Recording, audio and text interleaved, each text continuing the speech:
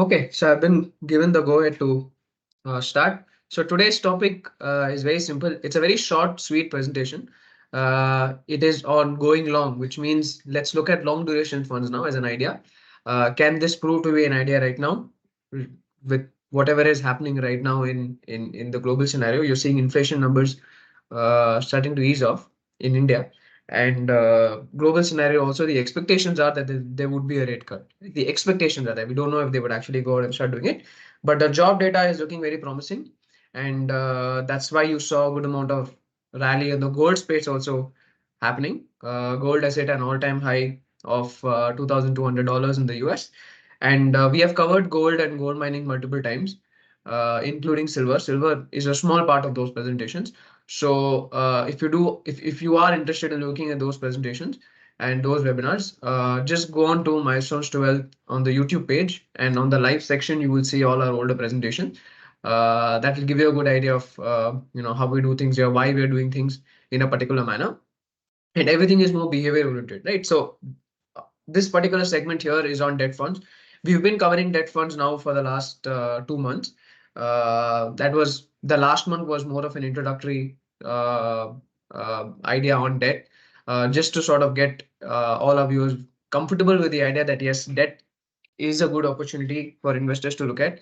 It is a new opportunity for investors to look at. Not a lot of investors actually look at debt as an idea. They only look at it from a fixed income perspective. But in cases where interest rates are high, but they are expected to come off, and second, where equity tops out, naturally you have to look at other avenues. Not that those avenues are not very, they will not give you that sort of high returns as what they did before. It just starts to look very non-attractive, right? So you have to look towards other avenues. Our previous other avenue was gold, and now our new avenue is on the debt side, right? So going forward, why duration? Now, why do we look at duration? When is it that we look at duration? Right? We look at it during times when inflation is moderating, when policy rates are peaking out globally, and that is more on the cyclical side. But from a structural side, which is more important, you're seeing current account deficits shrink, and you see fiscal deficits reduce, right? So this budget also, fiscal deficits were contained. They were on the positive side, and current account deficits also have been on the positive side, right? So that means that structurally you're on a very good wicket to look at debt from a longer term perspective, right? Now, what is it that adds to you in terms of cyclicality? To look at it is inflation moderating and rates peaking out, right? The one cherry on top of this both cake is foreign capital inflows into Indian bonds, right? Foreign capital starts coming into debt market. Debt market is sticky market. The debt market is not like equity that keeps on going. It is, there's somebody's trusting you from for a very long period of time. Naturally, they will come and stick with it. It's all sticky money, right? So you are seeing that India is in getting included in the bond indices. Again, 3 days back, there was another article where we are again getting included in the emerging market bond index, right? This again put together would be somewhere about 20-25 billion dollars the next 10 years coming into our debt market, right? So which means debt, which by itself is more on the GSEC side, is now getting expanded. More money going on the GSEC side means more. It means that yes, there are people, there are takers, for that. People are willing to lend to you, right? Which means that would again go into private sector also coming into the market and taking up money, right? They will feel more comfortable to go out and start sort of borrow, right? With our balance sheet in a very good place. In fact, an hour back, we had the other corporate India webinar, which our head of research, Balaji sir, and also the fund manager of TrueBlue was talking about, and he has been consistently talking about, showing continuous data about, and very good data about how profitability has been increasing in the larger companies, and they are in a better place to go out and start taking money from the entire market, which is borrowing, right? So this brings in touch. So the entire thing is sort of playing out right now, and that's why we should look at long duration. I mean, we should look at long duration as an opportunity for investors to invest in, right? Everything is sort of playing out. You're seeing deficits coming off, very, very comfortable. You're seeing inflation also moderating in India. Globally also there are talks uh, of inflation moderating. You are seeing the data coming in. It is sticky and high, but they will give out signs of inflation coming off. Right. Again, global policy rates are picking off. All of it is taking place, and cherry on top of the entire cake is foreign capital is coming into Indian bonds. Right. Now, why I highlighted this slide alone, because this is a very, very important slide when it comes to uh, debt funds. Inflation is a very, very important side, slide, important aspect when you look at investing in debt funds. Now, if you see here from 19 onwards, your CPI headline had been peaking out, but now it's coming off. Uh, this is on the Indian side. Right now, your core inflation also is sort of coming out. Right. That means uh, so you should ask this question, right? Are rates going to be here, or are you going to sort of expect a cut that's coming off, right? RBI has been talking about easing off, but we don't know when they would. There are talks, so we don't know. Again, it depends on the expectation, right? So today, the expectation coming in is that yes, there would be 2 quarters down, but not immediately, or maybe a quarter and a half down, but not so immediately, right? But the most important thing that you should look at when you look at investing in the debt side, from a cyclical point, is inflation, and this data is very, very promising when you look at inflation and when you look at longer duration side. Particularly for longer duration, you need to look at stability, and this data gives you that sort of stability. Right. Now, are you expecting a rate cut? It's a very general poll, so do put in your comments in the chat box. So, are you as an investor looking for a rate cut? What's your expectation? Market has different expectations. You might have different expectations. So, what is your expectation?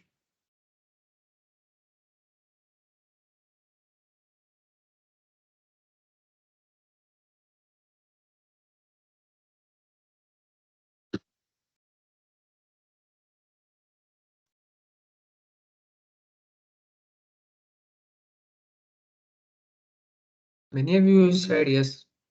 Somebody said no.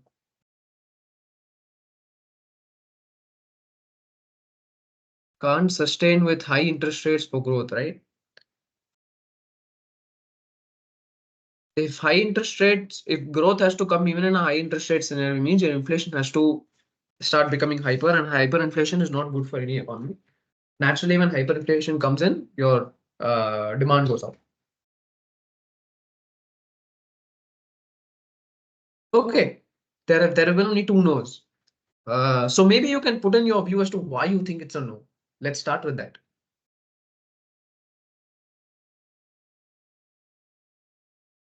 Fair point. Very fair point. Too early to cut rates, especially with global geopolitics and US election. But let me remind you, in the last US election when Trump came in, there was pressure for them to cut rates. He put in that pressure to cut rates. Geopolitics definitely is another beast altogether. So you say that it's too early to cut rates because of geopolitics. Okay, fair point. Any other point for why you should not cut the interest rate?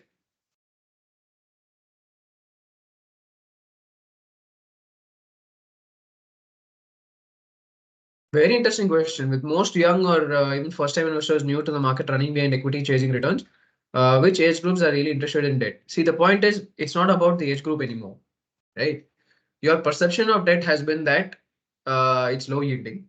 Now, the problem is that because they are chasing equity, and like you see even today, when there has been a lot of chasing on the small and mid cap side, on the micro cap side, on the SME side, you're already seeing those numbers coming in. Uh, any sort of scenario that comes in where they are not able to meet that growth, right? Then your 7.5%, 8% return actually starts looking a lot more attractive and a lot more higher to what incremental growth can come in from high valued areas or high valuation oriented areas. Right?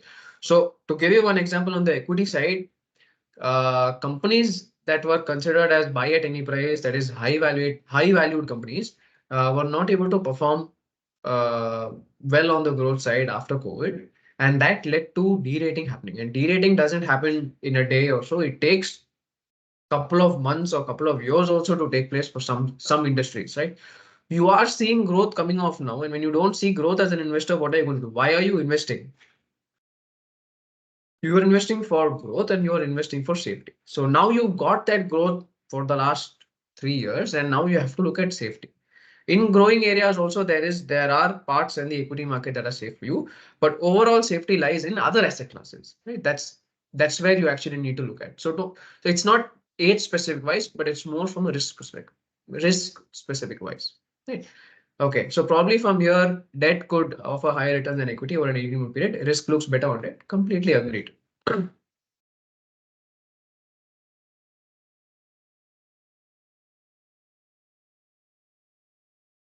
Okay.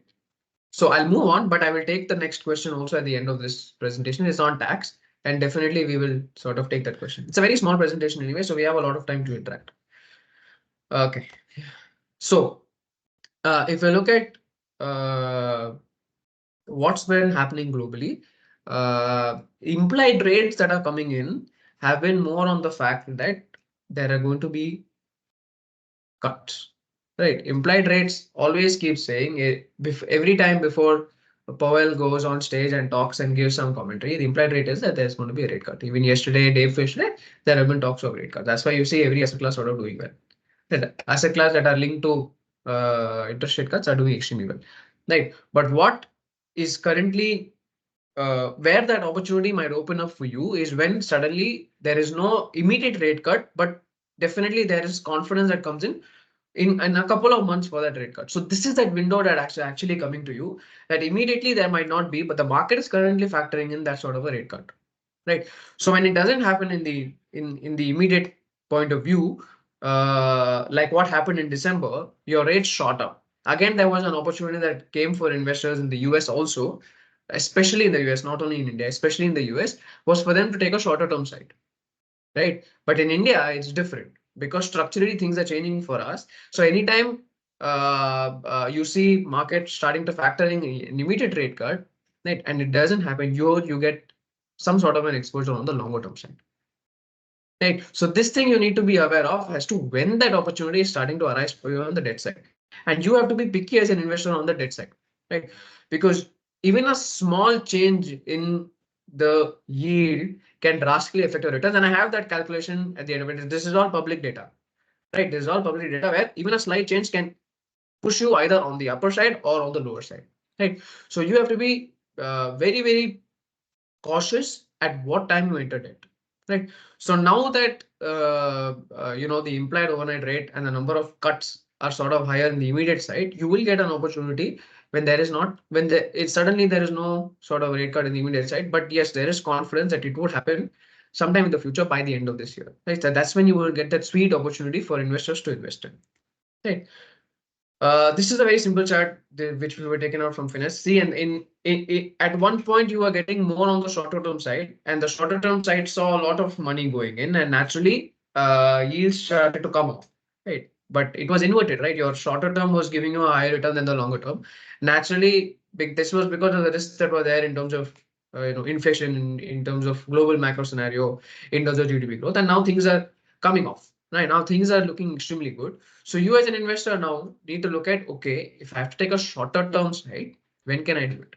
Right. This was a very sweet period for an investor to look at in the entire of 2023 when yields were inverted, which means your shorter term is giving you more. Today's scenario says that the shorter term is not able to give you more on the than the longer term. So naturally, you have to look at more on the longer term side. Right. So investors were able to capitalize on the shorter term side. So Finesse is our debt platform. So for investors on the Finesse side, we were able to take advantage of the shorter term side, both on ultra short, low duration, what you name it, right? On that entire shorter term side, where investors were able to make north of 7.5% return. Right? Shorter term side, here is this sort of yield coming in. You don't see this. Actually, you do not see this. You see somewhere around 600. You look at history, it's somewhere around 6%.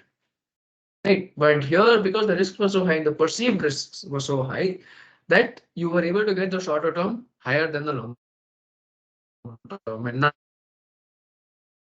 the is more attractive now than the shorter term. Right.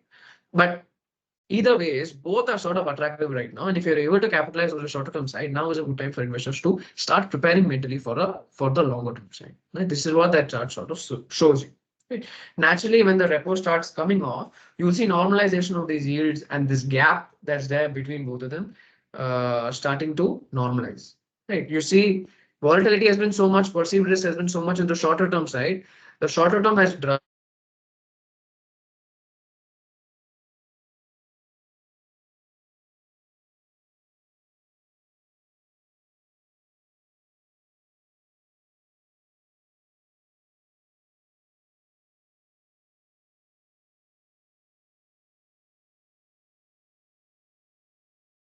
minus 50 bips or a plus 50 bips sort of a scenario that comes in, right? Just give me 1 second.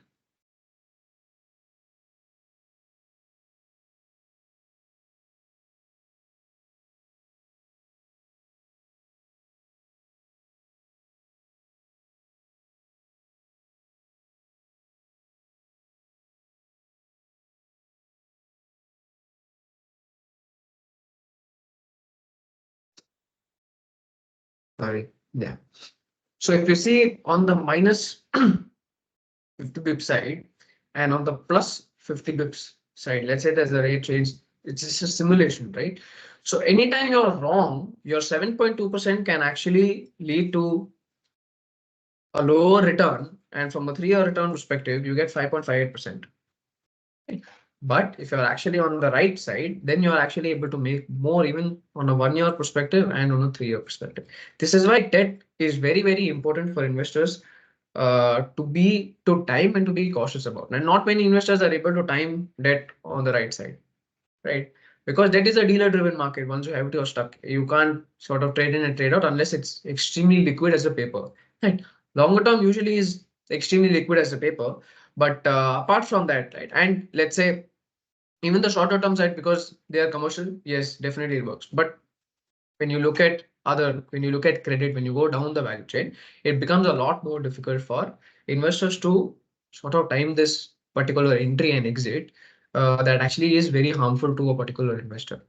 Right. So let's say if the rates remain unchanged, you're no change, no nothing, you still make 7.2, 7.3%. But if you are able to catch it on the right side, then if you look at it, your 7.2 is actually much more better, right? This is that sort of calculation that I was talking to you about. And here is when that tax sort of comes in. And there was a question on tax. Yeah, debt is 30% from a long-term perspective. You cannot do anything about it. But because the inherent risks on the debt side are also very, very high, right? And it's not very liquid, naturally, entry tax and exit tax also need to be on the higher side. You need to be very serious as an investor when you're looking at it.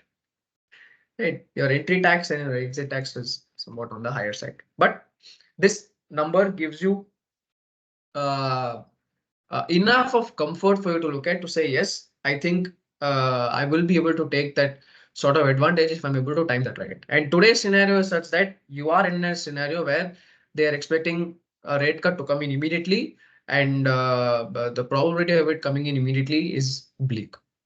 Right. So we don't know whether RBI is going to cut in immediately or globally they're going to sort of follow that. Though there has been divergence in terms of what each of them are following, definitely that has cut out. Right. You're seeing Japan following one particular monetary policy strategy. China is now on the stimulus side. India is now following a different strategy. Europe and US somewhere are following the same sort of strategy where they're not planning to cut the rates in the immediate side, but market sort of expects it. Right. So you need to see certain language, certain tones to say, yes, I think that rates are going to come in. The cut in rates are going to come in further at this particular at this particular time. So now I will be able to take advantage on the debt side. Right. And now that everything is sort of coming in and being ready, and all you have to do is be mentally prepared for when you have to commit to it. Right? That's what this chart says. Be mentally prepared for when that time comes. So you as an investor need to be on the ball, straight at the grease. And debt is not that opportunity that gives you a lot of time. It gives you very short periods of time because yields keep changing, macro scenarios keep changing very fast. So it gives you very small time for you to enter into the debt market. It's not like equity where you can track and say, okay, couple of days, next quarter, if something doesn't come, it'll go down 10%, 15%. This is not that scenario that takes place. Once you've lost it, you've lost it. And once you've gained big, right? Once you've lost it, you've lost it. Once you gain big, right? Particularly on the debt side, right? Your expectations for debt need to be completely different than equity. So what are the duration advantage? The duration advantage is that yes, falling rates are very good. Longer duration funds benefit from rate cuts. So yes, a lot of you said that you are expecting a rate cut. Naturally, longer duration funds will benefit from a rate cut, right? There is high risk. Longer duration funds are more sensitive to yields. Any change in yield, right? They are more sensitive, right? Longer duration, you're taking that high risk. They are naturally going to be more sensitive. This is what we were talking about in the previous debt presentation also, that coupon yield, that is your, if the interest also is, the interest that you're getting also is high or low, is going to be sensitive towards your interest rates. Again, shorter duration versus longer duration. Longer duration is going to be more sensitive to yields and to any sort of change in rates. Right. Uh, this is somewhat of an old chart, but if you look at what has been happening, your checklist for a cut needs to be stable rupee. Yes, we are on the stable rupee side. CPI less than 6%. Yes, we are at 5%. Is the Fed going to pause or cut? That's up to them. But we're having two things that are working in our favor. Now, how is the checklist now? Fed has turned very dovish. Yet this is all public data. If you follow DSP on Twitter, they have Netra, Navigate. They are very good. I think right now in the entire industry, which is very commendable for this industry, is that information is now transparent. You're getting a lot of information. You're getting a lot of data, and you as an investor now can become a lot more smarter. And this is what Milestones2Wealth does for investors: is to make you smarter, to get your behavior right, so that you can take advantage of situations that come up like this. That's what we were doing on the gold side. That's what we were doing on the equity side, and this is what we're trying to do now on the debt side. Right. So the Fed has turned sort of dovish. So yet there are that we are all waiting, and that's where you see when they turned in dovish, you saw in a lot of implied high rates coming, implied rate cuts coming in, and uh, every time you don't get it, again some other adverse reaction takes place, right? Even the FPI flows, forex reserves are $600 billion plus. Yeah, that number is slightly higher. And normalization of trade deficit, rupee to remain stable. Yes, checklist checked, right? So two things are already checked. Inflation and RBI is now projecting 5% out of inflation rate. Now, what do you see for inflation rate? You see what's happening on the El Nino side. It's been mixed, but El Nino is supposed to come off this year. We had a very strong El Nino last year, and this El Nino is not going to be as strong as last year. So we are seeing moderation there also. So rains are going to be effectively decent, better than last year, but decent, right? It's not going to be as scattered, but decent, right? So when there's a pause, there is a spike. When there's a hike, there's a spike. When there's a cut, there's no spike. Right. So you are seeing a lot of red stick. That's where that confusion is sort of coming in. Because the Fed has changed its commentary, but they're not going and acting on it. But yesterday's job data was positive. That's why you saw gold going in. It was positive. So let's look at what they're planning to do right now. Right. But this chart actually shows you a particular checklist, and you as an investor can also look at this checklist. Inflation and rupee both on the macro side. Rupee again is linked to trade deficits and current account deficits. Both of them are on the good side. Suppose so as money keeps coming in, right? Foreign capital starts coming in. You're looking at a more stable rupee, right? You're not looking at depreciation happening as what it used to happen in the past. You're looking at a much more stabler rupee, right? So everything is working in our favor, not only on the equity side, not only on the profitability side, even on the macro front, things are looking extremely good for us, right? So there's naturally you as an investor need to ask that question as to if we are going to show strong growth, if we are going to show strong improvements in fundamentals, both on the micro front and the macro front, should our longer term yields stay at these levels, right? Now I'm going to open the floor for question after putting in this thought in your mind.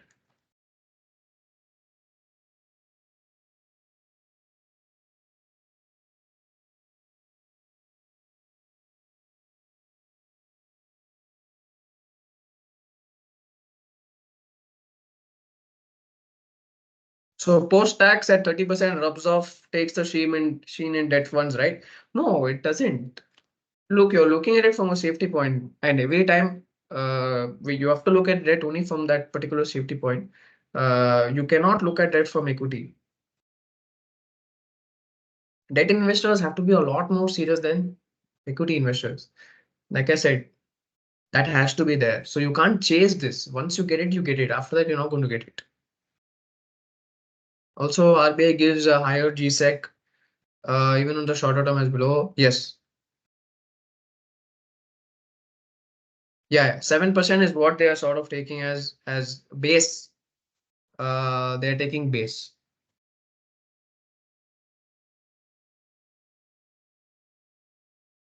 They're taking base.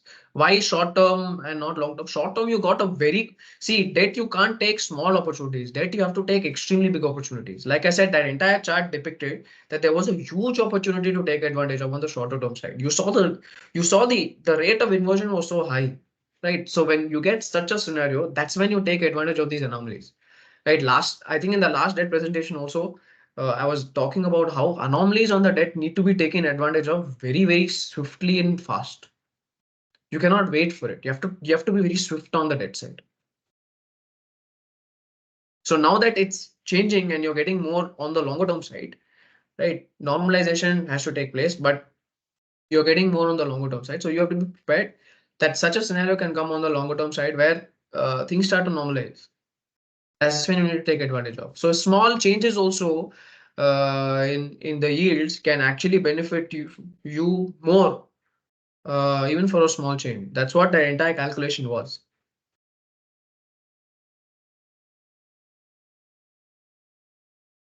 Yeah. So even if there are no rate cuts in this year, we won't lose money. No, no. If there are no rate cuts this year, what are the chances of a rate hike? Rate hike, chances are low. Chances are low. That doesn't mean that chance is not there. Chances are low. Some adverse effects sort of happens in the market. Something bad happens on the macro front. Then you don't know what's going to happen to inflation. Then you don't know what's going to happen. See, the entire point of keeping uh, interest rates high also was the fact that and this was a and this Powell had actually said in one of the meetings is that uh, the effects of keeping inflation very high has drastic long-term effects on the growth of a country, right? So their immediate task was to cut down inflation. Okay, they have not been so successful, but yes, they have been uh, uh, much better than where inflation sort of was. Anytime you have a stimulus, anytime you have some bit of inflow in the money in money supply, it leads into inflation. And to cut down inflation is a higher priority than growth. Right. So you cannot sacrifice growth also because as a country you need to grow, but you cannot sacrifice and you cannot let inflation lose also thinking that okay things will normalize, supply and demand will normalize, and it would be good, right? But that's not the case, right? So there are very low possibilities of a rate cut, but can't rule it out, right? Second, the implied the expectation that's there currently is that it would happen now, the rate cut would happen now, right? So that's where you get the small window of opportunity. If it doesn't happen immediately, then naturally it would shoot up. Now, when the yield shoot up is when you can start building your position, right? But right now, the expectation that it would happen now immediately. Now, if it doesn't happen that now immediately, as we've seen in December, as we saw it in November, yields keep shooting up. So when that slight shoot up happens is when you can take advantage of it. And when you take advantage of it, your 7.2 or 7.3 starts looking from a longer term perspective as 8.3, 8.4. Is there any probability of 2018 like scenario when we face big debt defaults like ILFS, DHFL, Franklin debt fund several defaults, are there skeletons behind the closet to come out? See, we are not trying to do credit. Last time credit was attractive was 14 to 18. This time the capital cycle is starting only now. Right? We've delevered. Uh, the government has infused a lot of money also into banks to save them out, to bail them out. Right. So even when COVID happened, we didn't face that much of a bad. So we are just starting off. Maybe this question is valid couple of years more down the line to see if something bad comes up. But even if you look at today, RBI has been very fast. They have been very strict. They have been trying to plug every issue right at its root before it can turn into a plant or a tree. You saw it with Paytm, you saw it with JM, you saw it with IIFL, right? So we have learned very well from history, and they are very strict. So they've become very strict. So signs are there as to they are plugging it before it could turn into something big, right? Which is a plus point for us. So that is something that you should look at.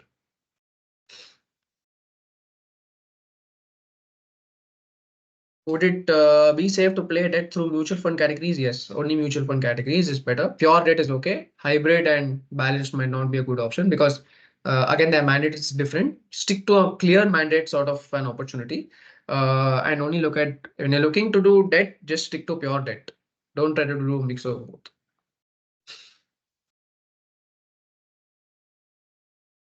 How do you see gold making new as the US real rate remain positive and a possible US recession? Treasury was saw a spike in December. You got one more opportunity in the US, which was very good. Uh, Second, gold. See, we've been bullish on gold since 2018. And if you're on the platform on this particular platform on Milestones2Wealth, you have seen a lot of communication go from our side regarding gold and regarding gold mining. Right? But if I can just put that slide out also maybe after this, after the Q&A to highlight as to how central banks have been buying gold. Number one, the cost of mining has gone up, which means what's there, it is only going to be there. You're not going to see a lot more of uh, deep mining activities right now. It's very expensive to start mining, right? It takes about 7 years for them to start to go from research and development and then up to approvals and then commercialization, and only then your gold sort of comes out. So you're seeing where in 2000 to 2010 there was high leverage and it impacts the industry, right? It impacts a lot of industries. Right? So when that happened, you saw consolidation among these companies happening, which is positive for gold. Right, that is in my way positive for gold. Second, structurally, global debt levels are very high, right? And macro scenario across the world, it's not only in the US, is very bleak. It's the geopolitics is extremely higher right now, right? So if you see, we went from if you look at our trade openness index has been coming off, right? So which means that it's difficult to have open trade relations with countries. And here, given that scenario, you're seeing a lot of wars opening up. You're seeing a lot of problems opening up. Right? That way, gold making a high in USD is very positive for investors on the gold side, and you must have and investors on the gold side have been benefiting out of. So investors on Milestones2Wealth have definitely benefited out of this current trend that's been happening.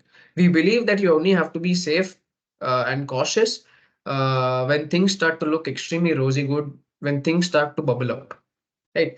And the possibility of a US recession always keeps coming because there's only a small part of US that's actually performing. That entire growth has not been coming, broad-based growth has not been coming, right? And if you look at the equity market, right, which apparently is forward-looking in nature, growth has been only coming from the top 10 companies, and it's all related to demand. It has nothing to do with supply.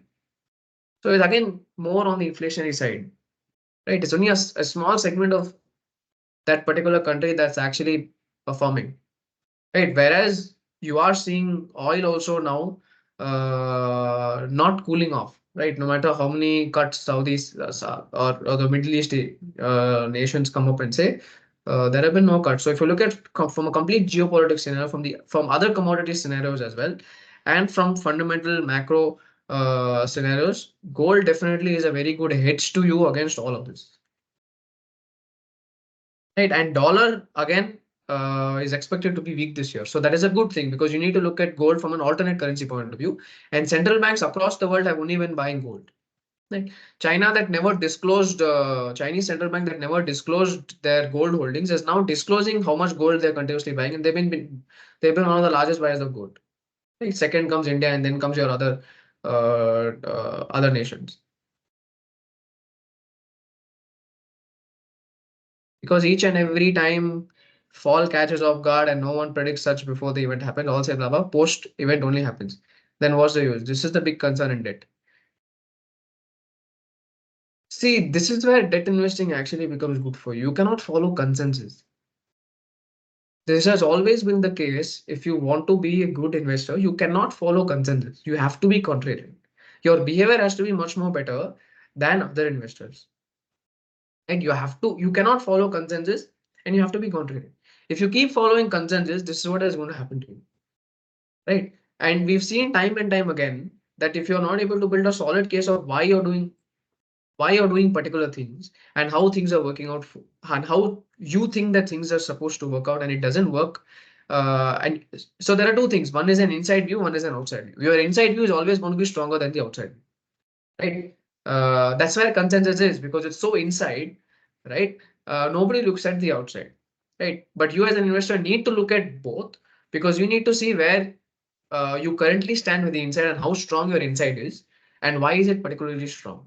That only then you can look at the outside. When you look at the outside is when you start getting reality. And when you get reality, and that was what the case of in 2018, where growth was coming off, right? You saw fundamentally a lot of growth coming in 4 years back, which was more credit driven, right? Interest rates were peaking out. This was the scenario back then in 2018. Interest rates was high, right? And growth was coming off. So in this scenario, naturally it's going to lead to a lot of issues, right? But this scenario was unlike that. So you have to look at that particular scenario to know how things have played out and why things have played out in that particular manner. Structurally, India is doing fundamentally better with deficits. Will India cut rates if the Fed doesn't? So they have delinked. They have uh, uh, their decisions are independent of what the Fed takes, and that is true now with every country. So we will see what happens.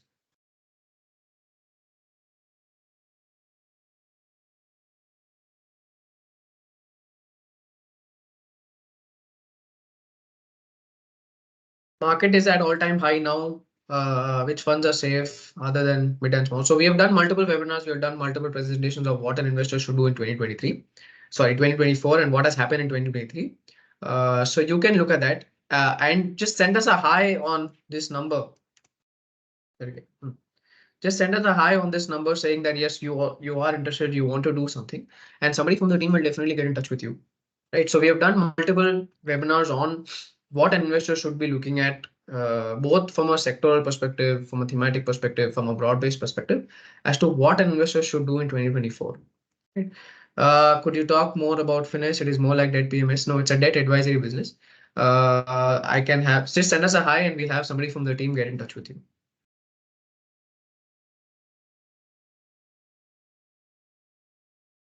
Will high tips percentage in debt mutual create any impact for? No, that's again cash. It's more treasury. So short term will have that. There will always be some small segment that is considered as extremely liquid that they can use at any given point. Debt deferred happen only in credit funds is all long term category safe guarded really with no when you go down the value chain naturally your risk is higher, right? And if you look at debt AIFs, it's another game altogether because they're see debt when you're looking at when you go down the value chain you need to look at the tenure of that particular and the duration of that particular fund. Some might have the duration to be 5 6 years. So you assume that yes, 5 6 years I'm going to do. Some will have 2 years, some will have 3 years. So you know when to sort of expect something and where is it in that particular cycle? Where's the fund in that particular rate cycle and the cycle of that life? That's then they will have to change it. Then they have to buy more papers because they work on that particular mandate, right? Uh, ILFS was considered AAA, right? So default can happen anywhere. And when that's why you have to look at the macro scenario for India and where we are currently in terms of profitability, in terms of leverage, and we have been delevering since 2018 and what the government is looking to do, right? So there is risk everywhere, but if you go down the value chain, right? If you just keep going down and debt is not a product that you should be taking risk on, right? It's very simple. You go with the mentality saying, I can't take debt. I cannot take risk in debt. Right? Naturally, then you will start seeing such opportunities coming up to you where the risk is low and the reward to you looks much more high. Right? So risk can happen. I mean, defaults can happen anytime, anywhere. That's why you need to look at such data. And as you keep going down more on the credit risk, and AIFs have 10-year sort of horizon, right? Lock in. You're locked. You can't do anything. You're locked. And RBI has done a very good job this time to start seeing things straight away from the root rather than delaying it. Would this session be? Yes, definitely it would be. I think today, probably in the evening, they would put it out on YouTube. Yes, they have a minimum mandate. You just send us a hi, and somebody from that team will message you.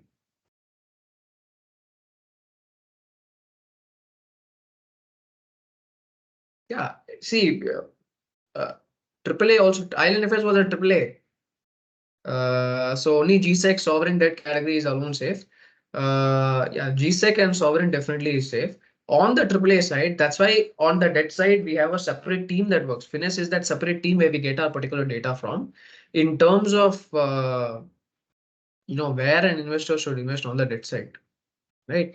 And they skim through every paper that the mutual fund is sort of investing in, and even if say and they're sort of like solitaire PMS where they will not look at certain businesses, they have strict checkpoints. Here on debt, you have to be more strict. You have to be a lot more strict than what you have to be on equity because, like you said, once you're stuck, you're stuck. Right.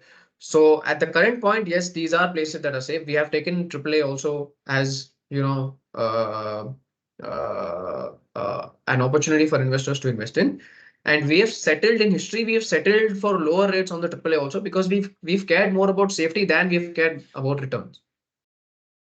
Right. And now this is the scenario that's playing out for you, where things are a lot more safer than the returns that you're getting. So as things get safer, then that gap is there for you to start filling.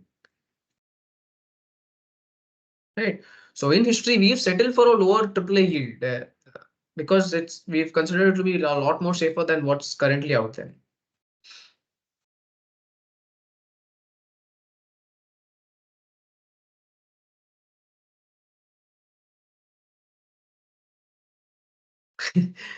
I think if you look at any sort of research material outside, we've been very transparent. And whatever we see, these are data that we have been calculating. That one chart was something that is there in the entire market, and everybody gets that sort of data. What we are sharing is our perspective and what an investor must do. That's if you consider that to be proprietary, then this is what is coming to you from our team. So I don't think that part is completely guarded.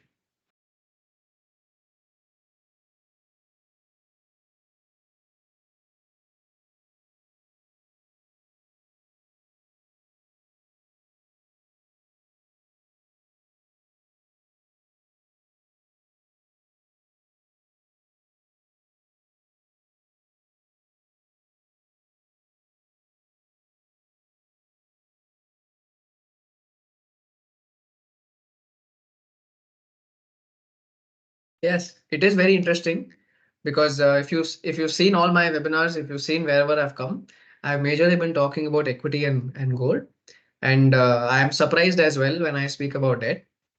And Sphere is our multi-asset PMS on which if you've attended all our webinars, again there we have been talking about how debt is a very interesting opportunity for investors to look at. That's what we are doing on our PMS side also. Uh, uh, so naturally, it is an interesting time for us to keep talking about it.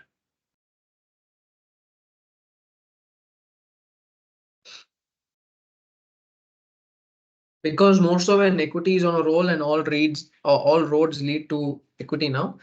Yes, naturally, when assets becoming a lot more heated, then you have to think of diversifying your wealth. See, you are in this for the long haul. You are not in this for 1 year or 2 year or something like that. You are in this for 10 years. So some years you might get an opportunity on one particular asset class. right? So when you fixate on one particular asset class, then you're always stuck doing the same thing again and again and again, right? And there might be years where you don't make return. There was a slide in which we saw 0% return being made on Nifty. I think there was one slide that I did it in one of our presentations where you saw no return coming in from equity, but there were other asset classes that gave you that sort of return, right? So because things have been so heated, you cannot assume that things will continuously keep giving you that sort of that return. Naturally, you need to look elsewhere of where your risk is lower compared to the reward that you're getting. Gold was one place where the risk was far lower to what than the reward that we were able to make, and now it's currently reflecting, right? Where the reward is starting to show up. Indian gold also is somewhere around 65,000 odd, right? So it's coming up. It's starting to show up. What percentage of sphere is debt? For a new person entering sphere, what to expect as an allocation? Somewhere around 13 to 14 is our pure debt, and what we are deploying itself is somewhere around 65% of on day one. So entire money doesn't get deployed on Sphere, which is true again for all our other products as well, where we don't deploy everything on day one. But Sphere has somewhere around 65, 67% that's getting deployed because debt and gold becomes a very good opportunity for us to invest in. So we're able to deploy more and get more of these assets that are having low risk and high reward. With government also making it fully taxed last year, it's taken a lot of interest from overall public perspective. Yeah, I don't think tax should be. See, if you're going to base your decision on what the tax is, then by that logic, when long-term tax capital tax came onto equity, equity should not have been attractive at all.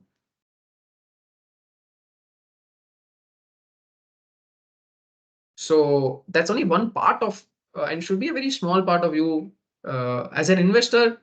It shouldn't. Your auditor should be a more part of it than you as an investor.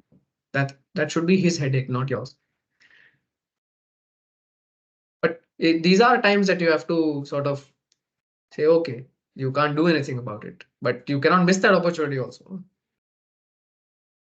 Do you think dynamic asset allocation fund from PPAFs will help us to take advantage? I don't know. I think 2 days back only I was able to see their portfolio. I don't think that it's very liquid right now. They don't have much of equity or not much of longer term debt, but it's new. So let's see how it plays out. Our longer duration funds part of Sphere. Debt is, so I will not be able to tell you as to what is because every particular portfolio is built different. So given that I will not be able to tell you as to what particular part of debt we are trying to do, but debt is a part of the portfolio. That much I'm okay to disclose out. But what once the idea plays out, only then I will be able to tell you as to what we are doing.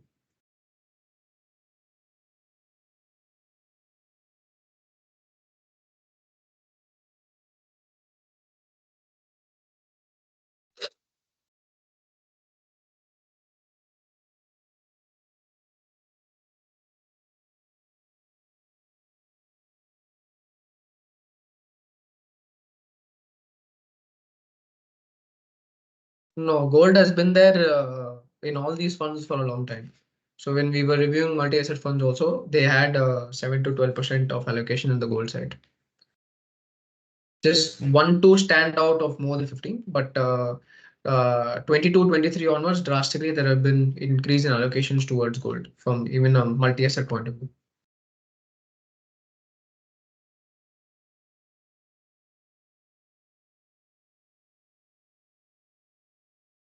Yeah, that is because they have to, it's a mandate where you need to have certain amount of money on the equity side, on the debt side.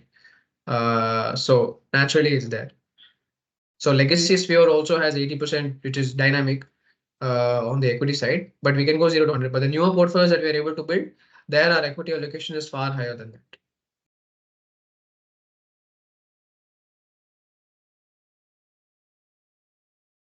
and we've published all of this outside. So if you are interested in all our PMSs also, follow us on social media or just send us a hi here and we'll put you, just tell us what your requirement is saying you are interested in this particular PMS. We'll put you onto that team and you can get a good amount of knowledge from that particular team. Anything on multi-asset sphere, I'm very happy to address it here also, no problem, because I mean, we are part of that particular team. So but the other PMS is just send a hi here and you'll get all that information out. We'll put you in the marketing list for PMS. We'll put you in the marketing list for you'll get information out. You'll get, invites to our webinars. You'll get a lot of information.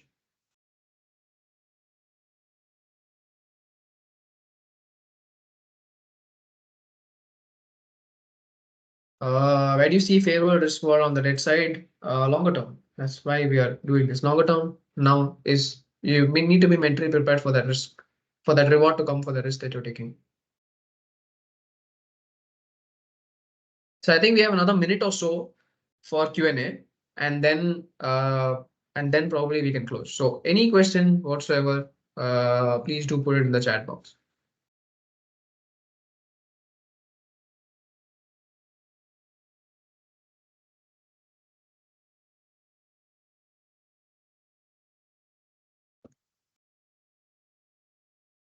Thank you for your support. I keep seeing you on all the webinars that I'm doing. So thank you for your support and hoping to interact with you face to face. And if you do want me to do any particular topic, please do put it here. It's very good feedback. And then again, I think in this month I'm lined up for another common questions webinar, which is a very interesting webinar. It's open. I'm not going to cover a particular topic. You can ask whatever question you want regarding whatever sector or thing. Don't ask me stock specific questions, but regarding anything you can ask. That's why we've built that particular topic, common questions and uncommon answers. Right. It's going to be open. It's going to be completely free. And there'll be a lot more animated and candid.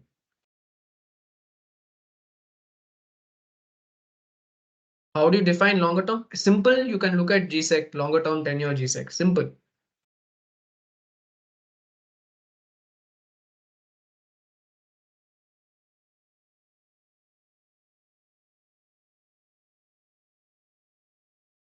How to rebalance asset allocation. Okay, I did a similar topic called right asset allocation, and that had covered what are the common mistakes we do when we are doing asset allocation itself. But we'll do one more thing on how to rebalance your asset allocation, and I'll cover similar points of what I had done on that particular webinar. Sector specific. So I've done enough sector specific. To be true and to be honest, I've done enough sector specific, and right now it would be injustice if I have to do sector specific, because a lot of other sectors are being covered as well by other teams. If you look at True Blue, and if you look at that is our large cap PMS, they did a presentation last time on paints, and now they're lined up to do one more thing next month on a particular sector. So I've covered most of it. I've covered what an investor should do on particularly for Milestones2Wealth. But anything else, right? All these other sectors, I've covered global also.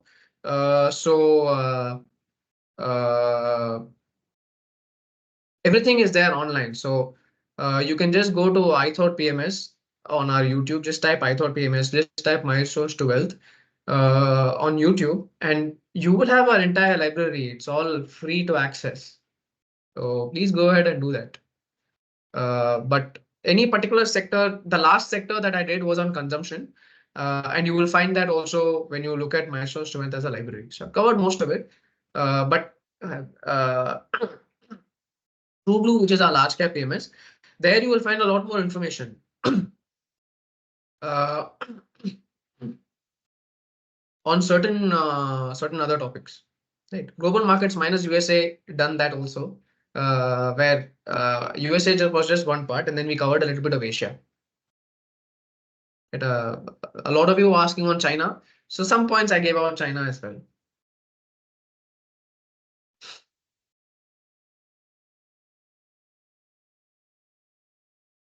Yes, Shyam sir is the founder of I thought. He does a lot of lives on Facebook when it's lined up on a Friday or the first week, first Friday of the month, I think so. But you can go on, you can see all his short videos would definitely be there. He does a lot of behavior-oriented videos. He does a lot of information-oriented videos uh, uh, to empower investors, and that's there even on the I Thought advisory page. So there are three pages that you should look at. I thought PMS, I thought advisory, milestones to wealth. And then you will see other team members also coming in. You will see a lot of our entire team also participating, also doing content. So you can have a look at that also.